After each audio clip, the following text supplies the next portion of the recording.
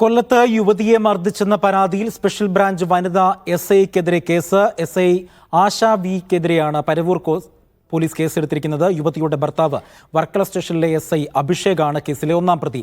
ആശയും അഭിഷേകും തമ്മിലുള്ള ബന്ധം ചോദ്യം ചെയ്തതിനായിരുന്നു മർദ്ദനമെന്നാണ് യുവതി പറയുന്നത്. മുഖ്യമന്ത്രിക്കും DGPക്കും യുവതി പരാതി നൽകിയിട്ടുണ്ട്.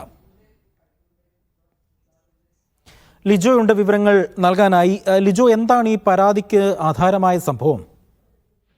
അജി, 2017 ഈ പരാതിക്കാരിയ യുവതിയും ഒപ്പം തന്നെ നിലവിൽ വർക്കല സ്റ്റേഷനിലെ SI ആയിരിക്കുന്ന അഭിഷേകും തമ്മിലുള്ള വിവാഹം നടക്കുന്നത്. അതിനുശേഷം 2 വർഷം കഴിയുമ്പോൾ മുതൽ പലതരത്തിലുള്ള പ്രശ്നങ്ങൾ ഉണ്ടായി തുടങ്ങിയെന്നാണ് യുവതി മീഡിയവനോട് പറഞ്ഞിരിക്കുന്നത്. 2021 ഈ നിലവിൽ കൊല്ലം സ്പെഷ്യൽ ബ്രാഞ്ചിലെ SI ആയിട്ടുള്ള ആശയും ഒപ്പം തന്നെ ഇവരുടെ ഭർത്താവ് അഭിഷേകം വീട്ടിലേക്ക് വരികയും ആ സമയത്ത് അതിനെ എതിർക്കുന്ന സമയത്ത് ഇവരെ മർദ്ദിക്കൂ എന്നുള്ളതാണ് യുവതി പറയുന്ന ഒരു ആരോപണം. അത് തന്നെയാണ് പോലീസിൽ പരാതിയായിട്ട് നൽകുകയും ചെയ്തിരിക്കുന്നത്.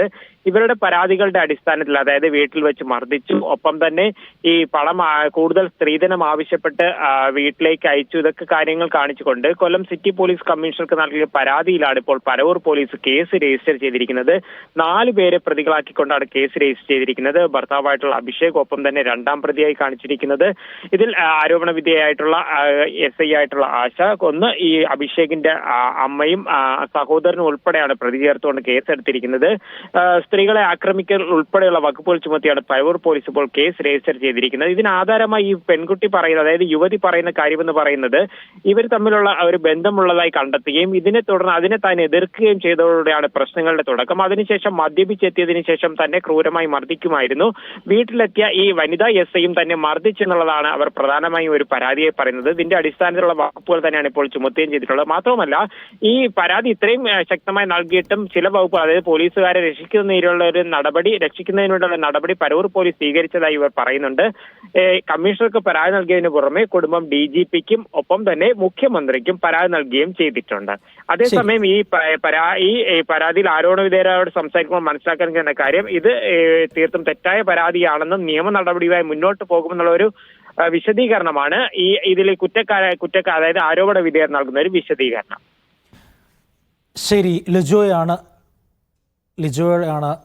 ഇപ്പോൾ വിശദവിവരങ്ങൾ നൽകിയത്. ആ യുവതിയുടെ പ്രതികരണത്തിലേക്ക്. കാര്യം 2 SIമാർക്കെതിരെ, ഭർത്താവ് ഉൾപ്പെടെയുള്ള 2 SIമാർക്കെതിരെയാണ് പരാതി ഉന്നയിച്ചിരിക്കുന്നത്. എന്താണ് അതിന് അടിസ്ഥാനമായിട്ടുള്ള ഒരു കാര്യം? 2017 ഞങ്ങളുടെ കല്യാണം നടന്നിരുന്നത്. അപ്പോൾ ആ സമയം ഞങ്ങൾ പ്രണയിച്ചായിരുന്നു കല്യാണം കഴിച്ചിരുന്നത്. കുഞ്ഞുനാൾ മുതലേ ഉള്ള പ്രണയമായിരുന്നു. അത് കഴിഞ്ഞിട്ട് ആ സമയത്ത് അദ്ദേഹം കോൺസ്റ്റബിളായിട്ടായിരുന്നു വർക്ക് ചെയ്തിരുന്നത്. കല്യാണം കഴിഞ്ഞ് 1.5 വർഷമായപ്പോൾ SI ആയിട്ട് പോകുന്നുണ്ടായിരുന്നു. കെപ്പയിലായിരുന്നു ട്രെയിനിങ്. ആ സ്ഥലത്ത് വെച്ചിട്ടാണ് ആശ എന്ന് പറയുന്ന SSBയിലെ SI ആയിട്ട് റിലേഷനിൽ ആയി എന്ന് ഞാൻ കരുതുന്നത്. അത് പിന്നീട് സംശയം എന്നുള്ള രീതിയിലോ, അല്ലെങ്കിൽ എനിക്ക് അത്രത്തോളം പ്രണയിച്ച് വിവാഹം കഴിച്ചതുകൊണ്ട് തന്നെ അതിൽ അത്രത്തോളം എനിക്ക് സംശയം ഒന്നും ഉണ്ടായിരുന്നില്ല.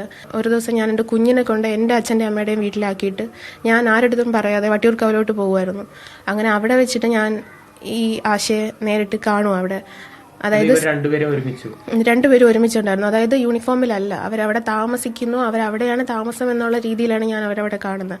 അത് കണ്ട് അവിടെ വെച്ച് തന്നെ വഴക്കായി. നീ എന്തിനു വന്നു, ഇത് കണ്ട ഒരാരടുത്തും അറിയിക്കരുത്, നീ എന്നെ ഉപദ്രവിച്ചില്ല. അന്നത്തെ ദിവസം ഉപദ്രവിച്ചൊന്നുമില്ല, പക്ഷെ ഭയങ്കരമായി വഴക്കുണ്ടായി. അവിടെ നിന്ന് കരഞ്ഞ് ഞാൻ തിരിച്ച് വീട്ടിൽ വരുമായിരുന്നുണ്ടായത്.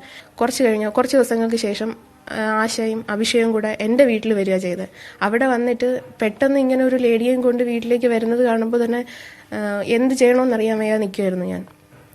ഏട്ടൻ്റെ അമ്മയാണ് അവരെ വിളിച്ച് അകത്തോട്ട് കൊണ്ടുപോകണം. ഫുഡ് കഴിക്കാൻ എടുത്തു വെച്ചിട്ട് വിളിക്കാൻ പറഞ്ഞു. അവരെ ഫുഡ് വിളിക്കാൻ നോക്കിയപ്പോൾ രണ്ടും എൻ്റെ ബെഡ്റൂമിലായിരുന്നു ഉണ്ടായിരുന്നത്.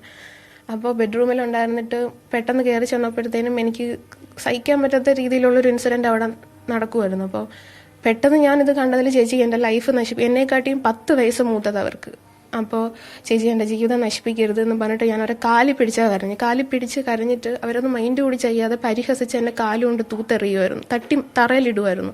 അത് കഴിഞ്ഞിട്ട് ഇവർ ചിരിക്കുന്ന കണ്ടിട്ട് ഞാൻ പറഞ്ഞു, എനിക്കിനി ആരുമില്ല, എനിക്ക് അച്ഛൻ്റെ അടുത്ത് പറയണമെന്ന് പറഞ്ഞിട്ട് ആ ഇൻസിഡൻറ്റ് അപ്പോഴും തന്നെ അച്ഛനെ പറയാനായിട്ട് ഫോൺ എടുക്കാൻ പോയപ്പോൾ എന്നെ പോകാനായിട്ട് അനങ്ങാൻ സമ്മതിക്കാത്ത രീതിയിൽ എന്നെ തടഞ്ഞു നിർത്തുന്നത്. ആശയാണ് ചെയ്തത്. ആശ ഇതുപോലെ തടഞ്ഞു നിർത്തിയിട്ട് പറഞ്ഞു, നീ അച്ഛൻ്റെ അടുത്ത് പറയൂടി എന്ന് ചോദിച്ചിട്ട് എന്റെ കഴുത്തിന് ഞെക്കി പിടിച്ച് ഭിത്തിയിൽ ചേർത്ത് കഴുത്തിന് ഞെക്കി പിടിച്ചിട്ട് എന്റെ കവിളത്തടിച്ചു. എന്നിട്ട് പറഞ്ഞു, നീ ഇത് ആരെടുത്തെങ്കിലും പറഞ്ഞാൽ നിന്നെ കൊന്നു കളയും, നിന്നെ ഇവിടെ കൊന്ന് കെട്ടിത്തൂക്കി അത് ആത്മഹത്യയാക്കി തീർക്കാൻ ഞങ്ങളെ കൊണ്ട് പറ്റും. എന്റെ ഡിപ്പാർട്ട്മെന്റോ അതിന്റെ സ്വാധീനം ഉപയോഗിച്ച് നിന്നെയോ നിന്റെ അച്ഛനെയോ അനിയത്തിയോ കേസിനകത്ത് കള്ള കേസിനകത്ത് കുടുക്കി ഞങ്ങൾ അകത്താകും. ഇത് ഒറ്റ മനുഷ്യന്റെ അടുത്ത് പറയരുത്.